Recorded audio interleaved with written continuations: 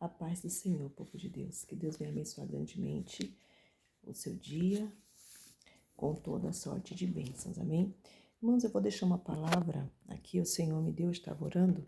E o Senhor deu essa palavra, ministrou, no meu coração, que é uma palavra conhecida, mas Deus quer falar conosco, então vamos lá, Em Ezequiel 37, que fala sobre a visão que o profeta teve de um vale de ossos secos.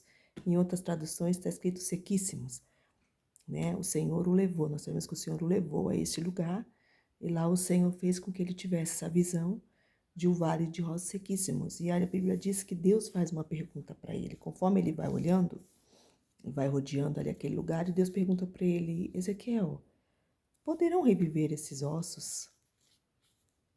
Aí ele fala: olha, Senhor, tu sabes, eu imagino a situação que estava aquele lugar, irmãos, porque nós sabemos que Ezequiel era profeta, ele foi escolhido para profetizar.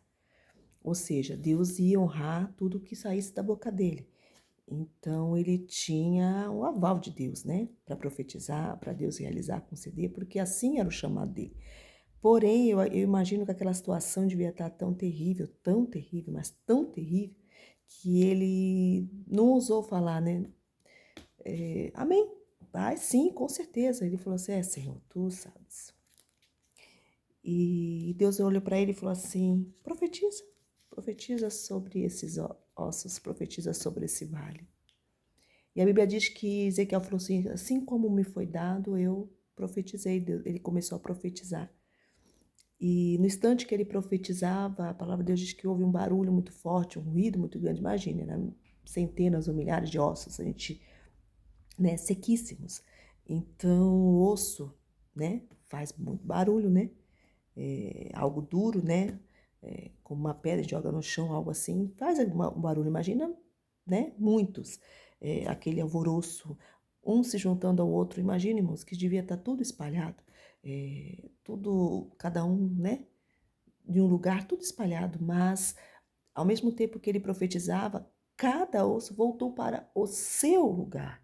Não foi um no corpo de outro, não foi uma bagunça, estava uma bagunça. Mas quando começou a profetizar, da bagunça foi se ajeitando, foi se arrumando, foi colocando tudo no lugar.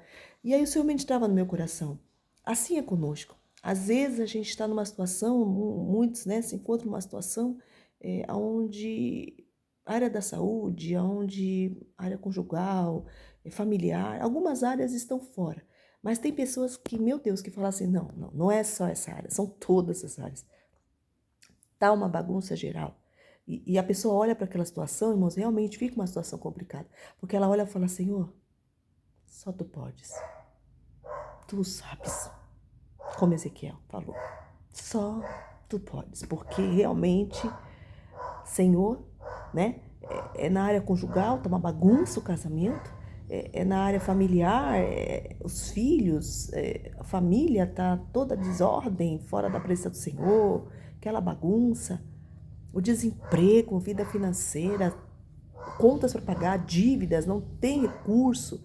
A área da saúde, a medicina, olha, tu tá enfrentando esse processo na saúde, tá enfrentando esse problema, não tem o que fazer, tem que tomar medicação, ou às vezes nem medicação mais resolve, a pessoa realmente está debilitada devido à enfermidade. Enfim, vai na vida espiritual, meu Deus, também tá difícil, não tem forças para orar, não tem forças para falar com Deus. Às vezes a pessoa para e senta e fala: e agora? O que eu vou fazer? Para onde eu vou? Não tem, às vezes, o dinheiro para pagar um aluguel, não tem. Meu Deus, é uma situação assim que realmente se encontra diante de um vale.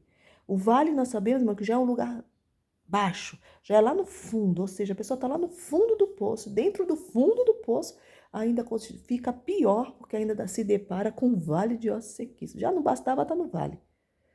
Então, o que Deus ministrou no meu coração, profetiza. Às vezes a gente olha para a situação e a gente fala realmente isso: Senhor, não tenho o que eu fazer, eu vou parar e vou. Para onde eu vou? A quem eu vou recorrer? E aí o Senhor permite que as portas humanas sejam fechadas, para que a gente entenda que Ele é a porta e que se a gente bater, Ele vai abrir. Se a gente pedir, Ele vai dar. Se a gente buscar, a gente vai encontrar. Mas é só nele. Às vezes a gente não entende, poxa, fulano pedir socorro não me ajudou, fulano é meu amigo, mas não veio me socorrer. A gente quer colocar as pessoas. Só que tem horas, irmãos, que Deus não permite, Deus quer que ele seja o centro. É só ele. Porque quando ele te conceder, você vai olhar e falar assim, só Deus podia fazer isso por mim. Porque a Bíblia diz que Ezequiel falou, tu sabe, só Deus podia fazer aquilo. E quando foi feito, Senhor, foi realizado. Só Deus podia colocar cada coisa no seu devido lugar. Só Deus podia soprar. Só Deus podia realizar. Então tem horas que a gente tem que olhar para o alto e falar, Senhor, da onde me virá o socorro? Meu socorro vem do Senhor. Davi estava numa situação também difícil. Por isso que ele falou nos Salmos. Ele falou, da onde virá meu socorro? Aí olhou para o céu e falou, não, peraí. Meu socorro vem do Senhor. Ele falou, meu socorro vem de A, de B, de C. Veio do rei, veio da... Não. Veio do meu pai, da minha mãe, não. Meu socorro vem do Senhor. E às vezes a gente conta para todo mundo, conversa com todo mundo, busca, fala, só que a gente não quer dobrar o nosso joelho e falar, Senhor, ou sentado ou deitada, mas falar com Deus, falar, Senhor, eu estou passando por isso. Às vezes em detalhe, irmãos, Deus quer ouvir em detalhe. O que tu conta para A, para B, para C, eu estou devendo a loja tal. Senhor, eu não tenho custos para aquela loja. Falar o nome da loja, especificar. Mas Deus sabe, irmã, Deus sabe que eu devo. Mas Deus quer ouvir. Porque a gente fala para todo mundo, mas quando chega para Deus, a gente acha que Deus é o quê? Deus, ele tem ouvido. Deus escuta, Deus vê, Deus fala. Ele quer ouvir da gente. Até porque se a gente contar para A, para B, não vão resolver. Mas a gente contou.